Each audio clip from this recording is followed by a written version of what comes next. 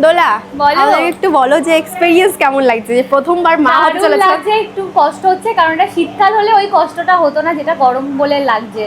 আর যেহেতু আমাদের ঘর এখনো দেখছো যে কমপ্লিট ঠিকঠাক করে হয়নি, যদি এগুলো কমপ্লিট হয়ে যেত তখন তো আমাদের মানে পাখা টাকাগুলো সব বসানো হয়ে যেত, এসে দেখে বসানো হয়ে যেত, অত কষ্ট হতো না। দোলা কিন্তু দিন দিন মানে গ্লো করছে, বুঝতেই পারছো এগুলো pregnancy glow. By the way এই ডেকোরেশন আইডিয়াটা কার ছিল, মানে এত দারুণ ইউনিক।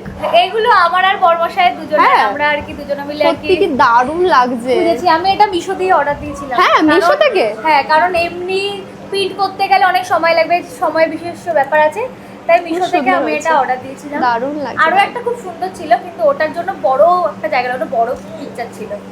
তো সব থেকে আমাদের ইউনিক এখানে তো আমার হবে এটাই না, লেগেছে তাই। যে ব্যাকগ্রাউন্ড এত সুন্দর। তাহলে এখন কি হবে, সব অনুষ্ঠান শেষ?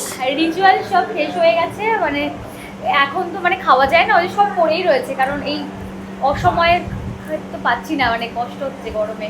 তার একটা 7 মাসের স্বাদ। হ্যাঁ।